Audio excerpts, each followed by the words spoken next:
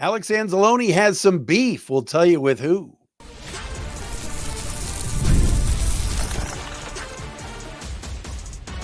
You are Locked On Lions, your daily Detroit Lions podcast. Part of the Locked On Podcast Network, your team every day.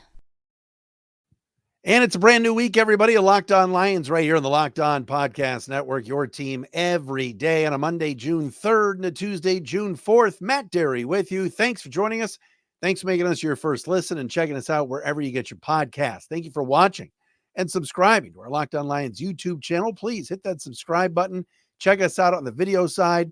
If you are new to the podcast, welcome. We appreciate our everydayers that are out there that are constantly hitting me up on Twitter at Derry Speaks or at Locked On Lions on Twitter, Matt Derry Facebook fan page. Thank you to all of you that check us out each and every day right here on Locked On Lions. The broadcast today is proudly sponsored by FanDuel. Make every moment more. Right now, new customers get $150 in bonus bets with any winning $5 bet. That's $150 with any winning $5 bet. Visit FanDuel.com/lockedon to get started. Coming up on the show today, Lions linebacker Alex Anzalone taking a little bit of a shot at Pro Football Focus.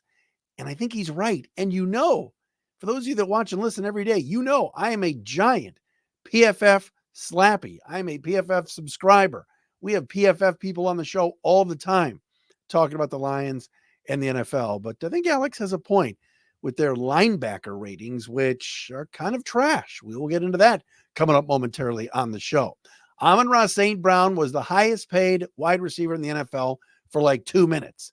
Now there's two players making more money than him at the receiver spot. We'll tell you about that coming up. Also, the Minnesota Vikings getting a lot of shrapnel. I don't see it. I think they're going to be better than people think. And a few odds and ends at the end of the show that we'll get to as well right here on Locked On Lions. Again, if you are new to the show, welcome. If you have friends that are Lions fans, please let them know that we're here each and every day bringing you Lions content, great guests, and opinions here on Locked On Lions. All right, I saw this over the weekend, and I thought it was interesting. And, we're into June right now. We're getting close to training camp. Not going to be a lot of moves, not going to be a lot of trades. I think the Lions roster is pretty much set. So you get into list season. And we've told you about Pro Football Focus's quarterback list. And we disagreed with Trevor Sikkema having Jared Goff at 16. The wide receiver list where Amon-Ra St. Brown was in the top, I think he was 7th, Aiden Hutchinson 6th as far as edge rushers. The list came out of the top linebackers in the NFL last week from Pro Football Focus, and the author of that story was Gordon McGuinness. No relation to former Pacers legend George McGuinness. That's for your old schoolers out there. Go back and put George McGuinness in YouTube and watch some of the highlights. Anyway, Gordon McGuinness had his list, and not a single Lion was on that list. When you're talking about linebackers, that includes Alex Anzalone, who I think the Gaines media poster boy, as we like to call him. I think the flowing locks, the blonde bombshell. I think Alex Anzalone is a really underrated player, and he's definitely a top 30 linebacker in the NFL. Didn't even make the list of 32 linebackers. Heck, there are 3 Patriots on this list, including former Lion Jog Buy Me Goodbye, Jelani Tavai is on this list. It's crazy. So anyway, over the weekend, I'm leafing through the Twitter machine, and I see Zaire Franklin of the Colts and former Syracuse legend. He quote tweets the PFF linebacker story and says, LOL, all right, gang, y'all wanted me to acknowledge this. I guess here you go. Thumbs up emoji. And it's the article about the linebacker groups and PFF's top 32. And it talks about how the Niners, Saints, Jets, Bears, Bengals, Chiefs, Jags, Patriots, Commanders, Seahawks, and Vikings all have multiple players on this list. Zaire Franklin is not on the list. Zaire Franklin is a top 15 linebacker. He didn't even make this list of the top 32. He was the number one rated. He had the most tackles of any linebacker in the league last year. Like, what are we doing? But his PFF score was low because of his coverage. And look, pass coverage is a part of the deal. I get it. Anyway, Alex Anzalone chimes in, responding to Zaire Franklin on Saturday on Twitter at Alex Anzalone 34 and says, "You still worry about what these randoms have to say?" Question mark. And then responds to his own tweet by saying, "And by randoms, I mean PFF." Woo-hoo-hoo. Gaines media poster boy taking a shot at Pro Football Focus, calling them randoms. But if you're Alex Anzalone and you read this list and you go, all right, who are the top 30 linebackers? Let's just, off the top of our head, who are like the better linebackers in the league? Well, Fred Warner of the Niners is awesome. Dre Greenlaw is really good. Roquan Smith's excellent. Levante David has been good for years. CJ Mosley, the Jets. Patrick Queen, who went from the Ravens to the Steelers. I'm a big JOK fan with the Browns. Tremaine Edmonds and TJ Edwards are good players.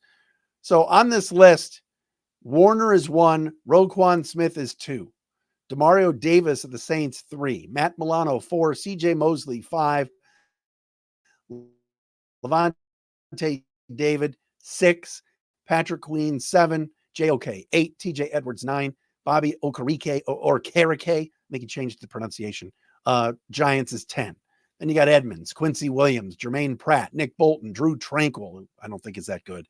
Olukan for Jacksonville, Devin Lloyd of the Jags, Jelani Tavai of the Patriots, 18, Devondre Campbell, ex of the Pack, now of the Niners, 19, Bobby Wagner, 20, Frankie Louvu, 21, 22 is Tyrell Dodson, Ivan Pace Jr. of the Vikings, what a really good year last year, Jerome Baker, 24, Seattle, Caden Ellis, 25, Atlanta, Logan Wilson of the Bengals, David Long of the Dolphins, Sione Takitaki, give me a break, 28, Patriots, Blaine Cashman of the Vikings, I don't even know who that is, Ernest Jones, 30, Rams, Willie Gay, 31, Saints, Juwan Bentley, 32, Patriots. You've got 3 Patriots on this list, 3. Now, again, linebacker is kind of like a lost position in the NFL. Like, you don't have to have, the Detroit Lions made the NFC Championship game last year, and we're 30 minutes away from the Super Bowl. And according to the PFF, not any of their linebackers are good enough to be in the top 32. And the Lions linebacking core last year had a good year. Anzalone's the leader of that group. Derek Barnes, a good football player. Jack Campbell's fine for a rookie, did well. Malcolm Rodriguez for a second or third stringer is not bad. But not a single Lion made the top 32. But yet the terrible Patriots had 3. Now, if Sione Takitaki were really good, wouldn't the Cleveland Browns have kept him? I looked it up. His PFF grade is 68.6. Alex Anzalone's is 68.1. Yet Takitaki made the list at number 28. Anzalone's not on the list. Gordon McGinnis's article and this rankings it's ridiculous. Alex Anzalone, there was just a piece in the NFL.com today about Alex Anzalone being an underappreciated player in the NFL. He's a good football player. He's a top 20, 25 linebacker. Right? The PFF grade, a little bit low at 68.1. Is that all we're going on? Are these grades? I'm big on the grades. Don't get me wrong. I read them every week. But eye test and watching and seeing what they mean to the defense, the playmaking that goes on, the leadership.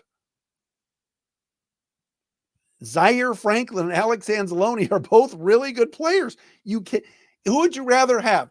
Sione Takitaki or Zaire Franklin? I'll take Franklin. Who would you rather have? Takitaki or Anzalone? I'll take Anzalone. I don't mean to just pick on this kid from the Patriots, but if the Browns let him walk. David Long, who's decent with the Dolphins.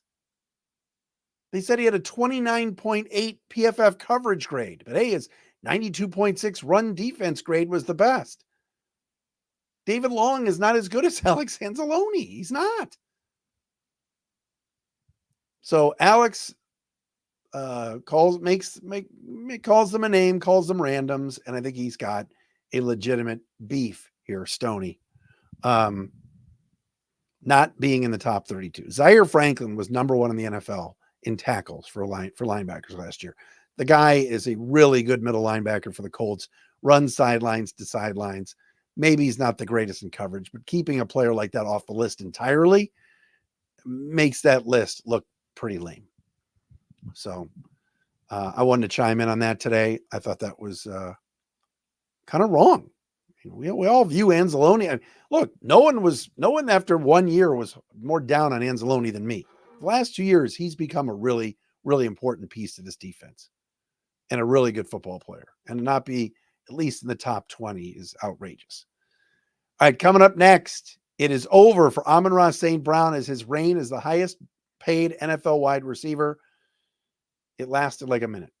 We'll explain next. But first, Locked On Lions is brought to you by our friends at FanDuel. It's winner take all time in the NBA and NHL, and FanDuel is giving you a shot to bring home a big win of your own. The finals are here. NBA Finals coming up later this week. Boston against Dallas.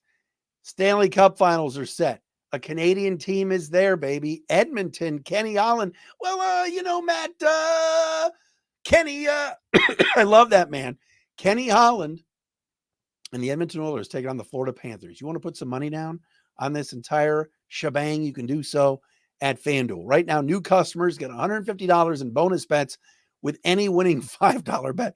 I do my Ken Holland impression, and I hurt my voice. That's $150 to bet on spreads, money lines, player props, and more. Matt, visit FanDuel.com/lockedon and make every playoff shot count. FanDuel is America's number one sportsbook.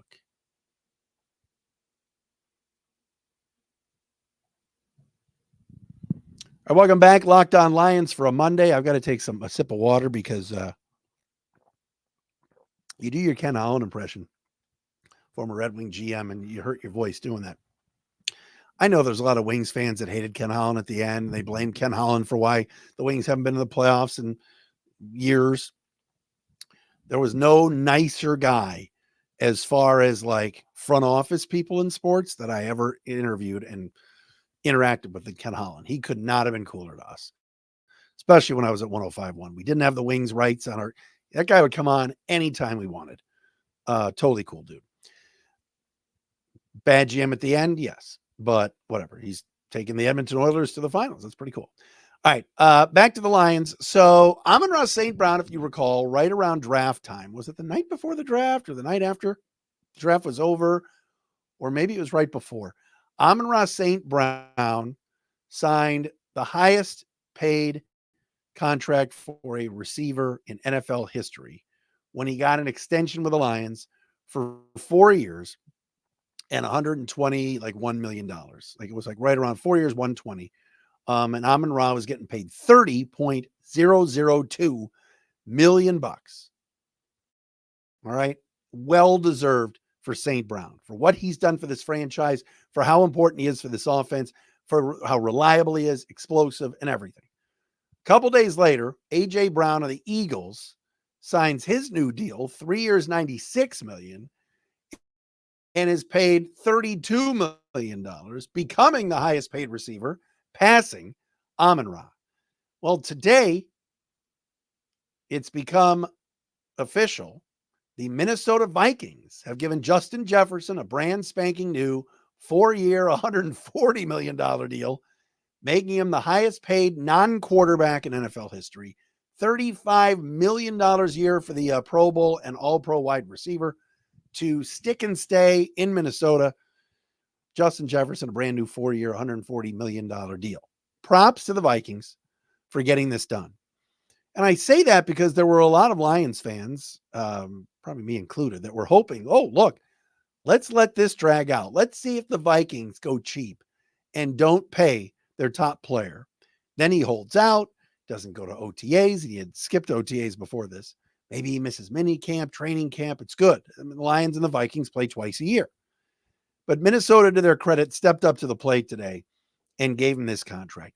It's funny. When I watch Justin Jefferson, there are games that I see him play and I go, man, he hasn't made that big of an impact today. And then they flash his stats on the screen after a catch, 7 catches, 110 yards. And I go, he's got 110 yards receiving. He's that good. Like you look up and go, all right, PFF, I think at Amon-Ra like 6 or 7 as far as, the best receivers in the game. You're looking at Justin Jefferson, A.J. Brown, Tyreek Hill, Jalen Waddle, Devontae Adams, guys like that. Debo, DK Metcalf. Amon-Ra's in the conversation. St. Brown is small. St. Brown isn't as ballyhooed as some of these other receivers. He was a 4th-round pick. He was bypassed by all these teams. He's now the 3rd highest paid receiver in the league by $200,000 over Tyreek Hill, who makes $30 million a year. Jalen Waddle just got paid at $28.25 million. The Dolphins are paying their 2 receivers $58.25 million a year between the 2 of them. Devontae makes 28, Cooper Kupp 26, Devontae Smith 25, DK 24, and Debo Samuel 24. Michael Pittman Jr., of course, who the Colts re-signed, gave a long-term deal to because he was up, just got $23.3 million a year. Amon-Ra's worth every penny, but let me tell you this, so is Justin Jefferson. If you look up and you go, who are some of the best non-quarterbacks in the league? Because the quarterbacks are the story of the league.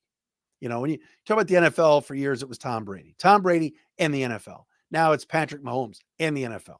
But who are some of the best players that are the non-quarterbacks? Myles Garrett, Justin Jefferson. Justin Jefferson is that good. I think Penei Sewell is that good. As far as non-quarterbacks, who should be making the most money, et cetera. And he's the highest paid tackle now in the league after the Lions extended him in April. But this move for the Vikings is a big one. And I'm here to tell you right now, and I'll kind of segue into this topic here. Saw today on ESPN, they were doing their FPI rankings, whatever, and they said Minnesota Vikings, and shout out to Sideline Report. I read all these. I read Pride of Detroit. I read Lions Wire. I read Sideline Report. They had this article. It was really well done. Kind of pilfering this piece by ESPN, but regardless, that's where I saw it. I think it's Brad Berriman. Brad checks out the show. We love you, Brad. Got to have Brad on at some point. The Vikings are picked to finish with the 7th worst record in the league. I think the Patriots are picked to be the worst. I don't think Minnesota is going to be worse. I may go on record right now. Still working on the cough. What if the Vikings finished ahead of the Bears this year? Is that a bold prediction? Is that a bold? I don't know if it is. Minnesota's not that bad. Like, I know everybody's just, lathering up. The Bears. Packers, of course, you're going to be good. Green Bay's excellent. But I think Minnesota's not bad, not that horrible. Yes, they lost to Neil Hunter. Yes, their defense on paper isn't very good. But the job that Brian Flores did as defensive coordinator last year is pretty good. I know that they're going to go into the season with Sam Darnold. But what if Kevin O'Connell, who's done a pretty good job as their head coach, what if he gets J.J. McCarthy up and running? What if Aaron Jones is resurrected in Minnesota? Jordan Addison's really good. T.J. Hawkinson, we know, is good. I could see a scenario where the Vikings aren't the worst team in the division, and everybody's going to pick them to finish last. Everybody. There's going to be nobody picking the Vikings to finish any higher than 4th, because the Bears are the hotness with Caleb Williams, and all of a sudden they got all these weapons, right? We all know DeAndre Swift is getting hurt this year. You can bank on it. Packers, some people think, are better than the Lions. Lions, kings of the North. But Minnesota is going to be better than people think. And now that Justin Jefferson's got his new deal, just throwing it out there. I think, I'm not saying the Lions or the rest of the division is in for it, but I think Minnesota will be better than people think. Those are my thoughts on that. I want to throw out a crazy wild topic. I'm going to do that coming up next. It's a Monday edition of Locked On Lions.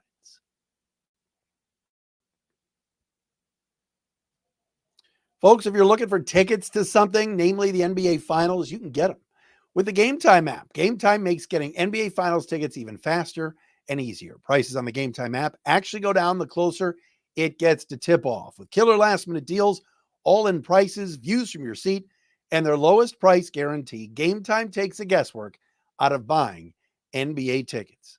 Seriously, Celtics and Mavs, if you're in Boston and Dallas, want to go to the game last minute, probably gonna have to spend a little bit, but Game Time app is just the best. They got the last minute tickets, so they got flash deals right toward the end. So if you're 10 minutes beforehand, you want to go, you can get them. But the views from your seat on Game Time are the best. Seriously. That way you can see exactly where you are going to sit. All right. Game Time ticket coverage. Your purchase is covered with the most flexible customer service policy in the ticketing industry. Take the guesswork out of buying NBA Finals tickets with Game Time. Download the Game Time app, create an account, use code LOCKEDONNFL for $20 off your first purchase. Terms apply. Again, create an account, redeem the code LOCKEDON NFL for $20 off your first purchase. Download Game Time today. Last minute tickets, lowest price guaranteed.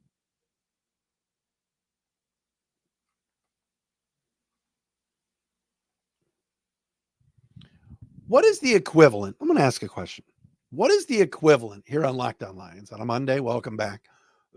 What is the equivalent, or who is the equivalent of Caitlin Clark in the NFL? Is there somebody, I was thinking about this today, is there somebody that all the other players want to take a cheap shot at, want to rip in the media, want to take a dig at, want to hit harder than anybody else? Is there somebody in the NFL that is like considered, I'm not calling Caitlin Clark a diva. Caitlin Clark is the face of women's basketball. She is getting picked on. Like the other day, this Kennedy Carter or whatever her name is, just drops her to the ground with an elbow, cheap shot. And none of Clark's teammates helped her up. You would never see that in the NFL.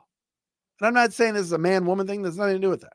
I'm talking about from a teammate perspective and like a camaraderie perspective. It's stunning.